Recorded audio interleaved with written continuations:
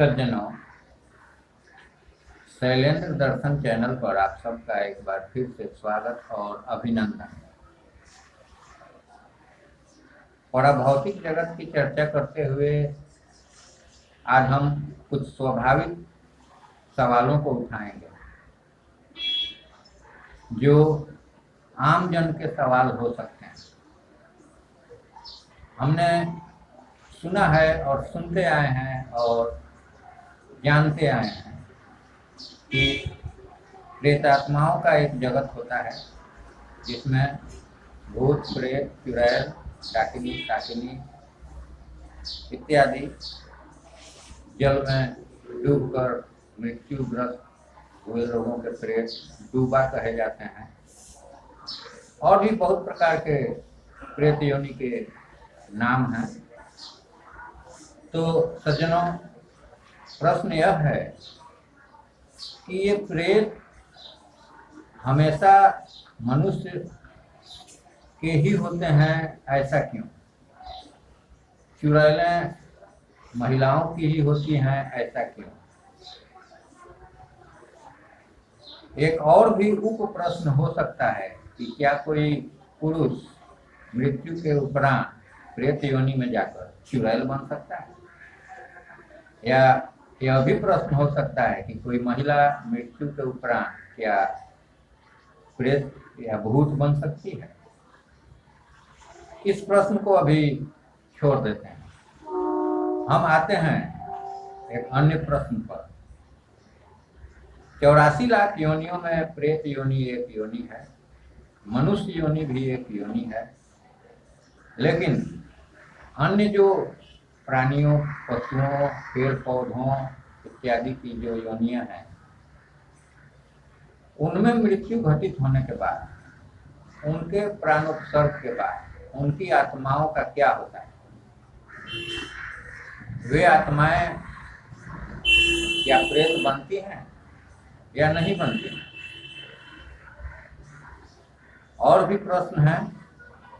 छोटे छोटे जीव, खटमल, चींटी या और भी बहुत से जीव हैं, उन सब के आत्माओं का क्या होता है? विशेषकर जिन जैसे मांसाहारी सज्जन जो है, वो मछली, मुर्गी, बकरी या अन्य प्राणियों को जो लोग उनका मांस खाते हैं, उन प्राणियों के मृत शरीर से उन आत्माओं का क्या संबंध होता है? उनके खाने से क्या प्रभाव पड़ता है? ये सब बहुत से प्रश्न हैं। हम अभी मूल प्रश्न यही लेंगे कि इन सब प्राणियों की आत्माओं का क्या होता है? क्या ये भी प्रेत बनते हैं या नहीं बनते हैं? मैं जैसा समझता हूँ कि इनकी आत्माएं प्रेत नहीं बनती हैं, क्योंकि ये निम्न योनियां हैं और अपना भोग भोगने के लिए उन योनियों को प्राप्त होते हैं वे आत्माएं। उसके बाद मृत्यु के उपरांत वे अन्य योनियों में जन्म ग्रहण कर लेते हैं, या उच्चतर योनियों में या निम्नतर योनियों में, और अपने अन्य प्रारब्धगत भोगों को भोगते हैं। कुछ जीवों की आत्माएं मुक्त भी हो जाती होंगी।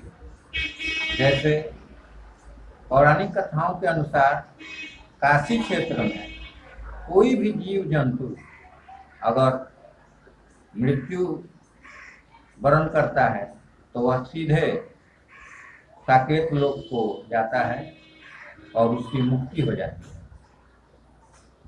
तो इस प्रकार या तो इन जीवों की आत्माएं मुक्त हो जाती हैं या फिर निम्न या उच्च स्तर की योनियों में जन्म ग्रहण कर लेती हैं, लेकिन प्रेत नहीं बनती, क्योंकि प्रेत बनने पर उनको अपने ही पशु, पक्षी या अन्य शरीर के अनुरूप प्रेत योनि में भी शरीर मिलना चाहिए था।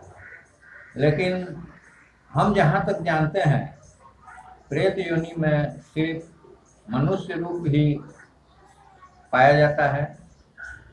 और कुछ पौराणिक कथाओं में हम पाते हैं कि प्रेत या चुड़ैल या अन्य दुरात्माएं, जिनको विशेषकर दुरात्मा ही कहा जाता है, बुरी आत्मा कहा जाता है, वे अपना भेष बदल कर कभी कभी पशुओं के, पक्षियों के रूप में प्रकट होती हैं।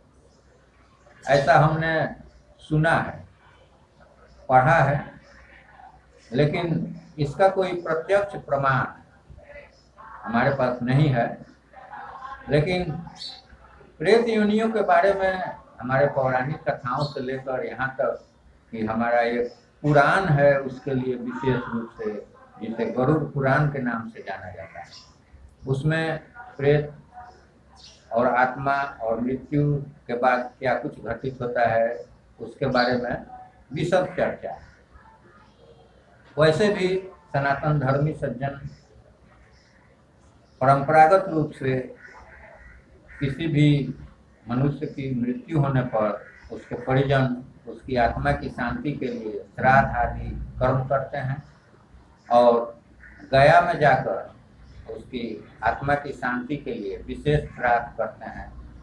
और माना जाता है कि सभी प्रेत आत्माएं गया में एकत्रित होती हैं और वहीं से मुक्ति प्राप्त करती हैं। और भी बहुत सी बातें हैं जो विभिन्न क्षेत्रों में विभिन्न रूप में प्रचलित हैं। सामान्य धारणा यही है कि मृत्यु घटित होने के बाद मनुष्य की आत्मा या तो प्रेत योनि को प्राप्त होता है या मुक्त होता है या फिर किसी निम्न पशु पक्षी या कीट पतंग योनियों में भी जा सकता है अपने प्रारब्धगत कर्मों के अनुसार। तो सज्जनों, पराभौतिक जगत के बारे में ये थे मेरे कुछ विचार, जो सामान्य जन के प्रश्न से मिलते जुलते हो सकते हैं, क्योंकि हम कभी यह चर्चा नहीं सुनते हैं कि पशु पक्षियों और छोटे प्राणियों या वृक्षों इत्यादि के मृत्यु घटित होने पर या शरीर छूटने के बाद इनकी आत्माओं का क्या होता है। तो धन्यवाद सज्जनों, वीडियो को यहीं सीमित करते हैं। फिर मिलेंगे अगले वीडियो में इसी प्रकार किसी मांत्रिक, आध्यात्मिक या ईश्वर अनुसंधान संबंधी चर्चा विमर्श के साथ। धन्यवाद।